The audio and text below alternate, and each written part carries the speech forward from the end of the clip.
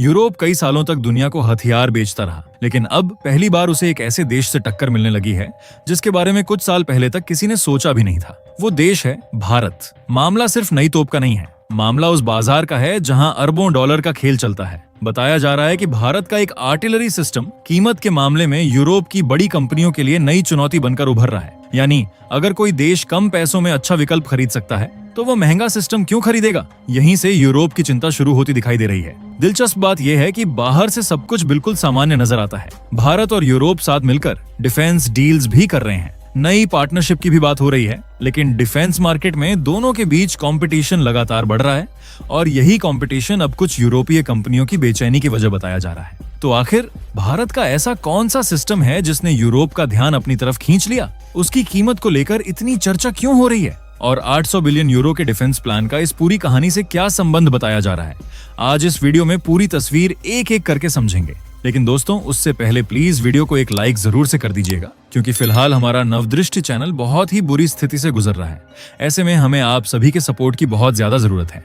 अब यहाँ एक बात समझना बहुत जरूरी है, ये पूरा मामला किसी देश बनाम देश का नहीं है। यानी ऐसा बिल्कुल नहीं है कि पूरा यूरोप भारत के खिलाफ खड़ा हो गया हो। असल कहानी यूरोप की एक प्राइवेट डिफेंस कंपनी से जुड़ी हुई है। इस कंपनी का नाम है एक्सकैलिबर आर्मी। चेक गणराज्य की यह कंपनी कई सालों से तोप और दूसरे जमीनी हथियार बनाती आ रही है। यानी डिफेंस मार्केट में इसकी अपनी मजबूत पहचान है। दिलचस्प बात यह है कि जिस देश में ये कंपनी है उसके भारत के साथ रिश्ते काफी अच्छे माने जाते हैं। दोनों देशों के बीच डिफेंस कोऑपरेशन भी बढ़ रहा है। यानी सरकारों के स्तर पर कोई टकराव दिखाई नहीं देता, लेकिन कारोबार की दुनिया अलग तरीके से चलती है। वहां दोस्ती से ज्यादा कंपटीशन मायने रखता है और शायद यही वजह है कि भारत अब कुछ डिफेंस कंपनीज की नजर में एक नए कंपेटिटर के तौर पर देखा जाने लगा है। हाल ही में एक्सकैलिबर आर्मी ने अपनी नई मोराना सेल्फ प्रोपेल्ड हॉवित्जर पेश की। कंपनी को उम्मीद थी कि यह सिस्टम यूरोप और दूसरे देशों के बाजार में अच्छी पकड़ बनाएगा, लेकिन इसी बीच भारत की डिफेंस इंडस्ट्री भी तेजी से आगे बढ़ने लगी। यानी अब कई देशों के सामने दो विकल्प हैं, एक तरफ लंबे समय से मौजूद यूरोपीय सिस्टम और दूसरी तरफ तेजी से उभरता भारतीय विकल्प। यहीं से कंपटीशन और तेज हो जाती है। अगर किसी देश को कम कीमत में अच्छा सिस्टम मिलने लगे तो वह फैसला किसके पक्ष में करेगा? यही सवाल इस समय कुछ यूरोपीय डिफेंस कंपनीज की चिंता बढ़ाता दिखाई दे रहा है, क्योंकि अगर भारतीय हथियार यूरोप के डिफेंस मार्केट में जगह बनाने लगे तो सबसे बड़ा असर उन कंपनियों पर पड़ेगा जो वर्षों से इस बाजार पर पकड़ बनाए हुए हैं। यानी मुकाबला अब सिर्फ हथियारों का नहीं, मार्केट शेयर का भी है। अब सवाल है कि आखिर यूरोप की इस कंपनी की चिंता की असली वजह क्या है? जवाब सिर्फ एक शब्द में है, कीमत। किसी भी हथियार कंपनी के लिए सबसे बड़ा खतरा तब पैदा होता है जब बाजार में उससे सस्ता और बेहतर विकल्प आ जाए, और फिलहाल भारत उसी दिशा में तेजी से आगे बढ़ता दिखाई दे रहा है। उदाहरण के तौर पर एक्सकैलिबर आर्मी की नई मोराना तोप की कीमत करीब 45 से 48 करोड़ रुपए बताई जा रही है। वहीं दूसरी तरफ भारत के अपने सिस्टम जैसे एटग्स और माउंटेड गन सिस्टम करीब 15 से 18 करोड़ रुपए की रेंज में बताए जाते हैं। यानी एक ही कैटेगरी में कीमत का अंतर इतना बड़ा है कि कोई भी खरीदार दोबारा हिसाब लगाने पर मजबूर हो सकता है। लेकिन कहानी यहीं खत्म नहीं होती। अगर सिर्फ कीमत कम होती तब भी बात अलग थी। भारत ने प्रदर्शन में भी खुद को मजबूत साबित करने की कोशिश की है। मोरना की अधिकतम रेंज करीब 41 किलोमीटर बताई जाती है, जबकि भारत का ATAGS परीक्षणों में लगभग 48 से 49 किलोमीटर तक मार करने की क्षमता दिखा चुका है। यानी मुकाबला सिर्फ सस्ता होने का नहीं, साथ में बेहतर प्रदर्शन दिखाने का भी है। यही वजह है कि भारतीय तोपों की चर्चा अब सिर्फ भारत तक सीमित नहीं रही। जो देश पहले यूरोप की तरफ देखते थे, अब उनके सामने एक नया विकल्प भी मौजूद है, और डिफेंस मार्केट में यही सबसे बड़ा बदलाव माना जाता है। अब यहाँ कहानी और दिलचस्प हो जाती है।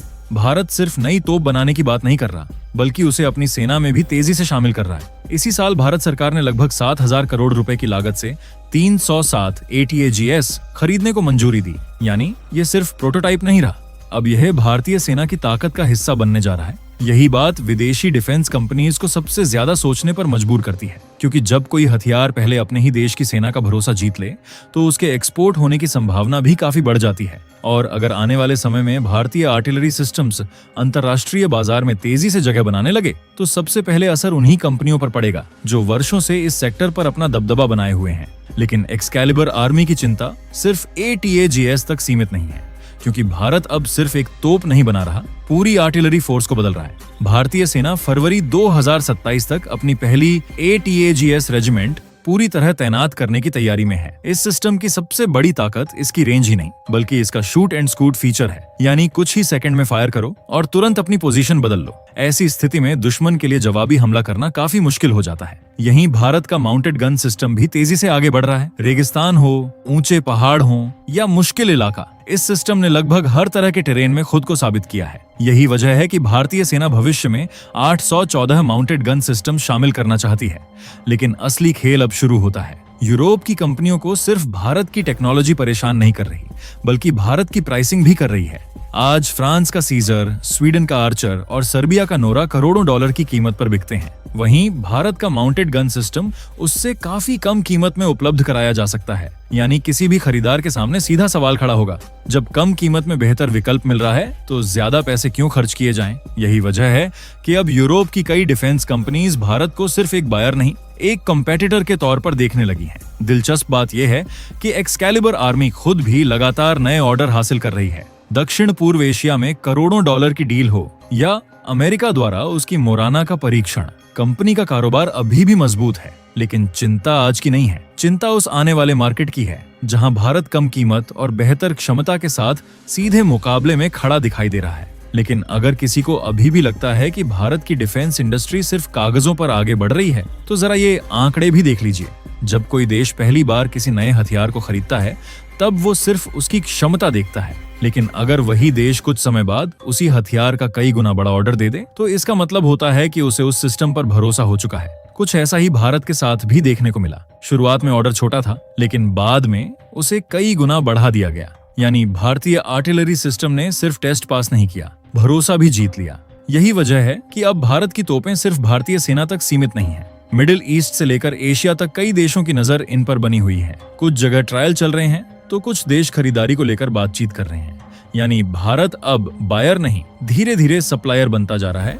और यहीं से यूरोप की चिंता भी बढ़ती दिखाई देती है, क्योंकि डिफेंस इंडस्ट्री में सबसे बड़ा नुकसान तब होता है जब आपका पुराना ग्राहक किसी नए सप्लायर की तरफ देखना शुरू कर दे। इसी बीच एक और बात ने काफी लोगों को कंफ्यूज किया। भारत ने अमेरिका से एक्सकैलिबर प्रिसिजन गाइडेड म्यूनिशन खरीदने का फैसला किया। कई लोगों को लगा कि शायद इसका संबंध उसी एक्सकैलिबर आर्मी से है जिसकी चर्चा हो रही है, लेकिन ऐसा बिल्कुल नहीं है। दोनों का नाम जरूर मिलता जुलता है, लेकिन दोनों अलग अलग कंपनियां और अलग अलग प्रोजेक्ट हैं। अब अगर पूरी तस्वीर को एक साथ देखें, तो भारत की डिफेंस इंडस्ट्री पहले जैसी नहीं रही। रक्षा निर्यात लगातार बढ़ रहा है और आज दुनिया के 80 से ज्यादा देश भारतीय डिफेंस प्रोडक्ट्स में दिलचस्पी दिखा रहे हैं। यानी मुकाबला अब सिर्फ टेक्नोलॉजी का नहीं, मार्केट का भी है। दिलचस्प बात यह है कि जिस एक्सकैलिबर आर्मी की चर्चा हो रही है, उसकी पेरेंट कंपनी कई देशों में कारोबार करती है और भारत भी उसके ग्लोबल नेटवर्क का हिस्सा है। यानी मामला भारत से दुश्मनी का नहीं, बिजनेस कंपटीशन का है। कंपनी भारत के साथ काम भी करना चाहती है, लेकिन साथ ही ये भी नहीं चाहती कि भारतीय आर्टिलरी सिस्टम्स यूरोप के डिफेंस मार्केट में उसकी हिस्सेदारी कम कर दें। यही वजह है कि दूसरी तरफ वह नए बाजार भी तलाश रही है। अमेरिका की सेना भविष्य के लिए नए आर्टिलरी सिस्टम्स पर विचार कर रही है और इसी मौके का फायदा उठाते हुए कंपनी ने अपनी मोरना का प्रदर्शन भी किया। यानी एक तरफ यूरोप में अपनी पकड़ बचाने की कोशिश और दूसरी तरफ अमेरिका जैसे बड़े बाजार में नई जगह बनाने की तैयारी। यही इस पूरी कहानी का सबसे दिलचस्प हिस्सा है। अब जरा यूरोप की तरफ भी नजर डालिए। यूरोपियन यूनियन आने वाले वर्षों में डिफेंस प्रोडक्शन बढ़ाने पर अरबों यूरो खर्च करने की योजना बना रहा है। साथ ही कोशिश ये भी है कि भविष्य में ज्यादा से ज्यादा डिफेंस इक्विपमेंट यूरोप के अंदर ही तैयार किए जाएं। इसका मतलब साफ है, यूरोप अब सिर्फ हथियार खरीदना नहीं चाहता, बल्कि अपना डिफेंस मार्केट भी बचाना चाहता है। क्योंकि अब मुकाबला पहले जैसा नहीं रहा। दक्षिण कोरिया तेजी से आगे बढ़ रहा है, तुर्की लगातार नए ग्राहक जोड़ रहा है और भारत भी कम कीमत में आधुनिक सिस्टम के साथ अपनी पहचान बना रहा है। यानी आने वाले समय में डिफेंस मार्केट की असली लड़ाई सिर्फ हथियारों की नहीं होगी, बल्कि भरोसे, कीमत और समय पर डिलीवरी की होगी। अब सवाल आपसे है, क्या भारत वाकई दुनिया के डिफेंस मार्केट में बड़ी ताकत बनने की तरफ बढ़ रहा है, या अभी यूरोप जैसी पुरानी कंपनियों को चुनौती देने में उसे और समय लगेगा? कमेंट में अपनी राय जरूर बताइए।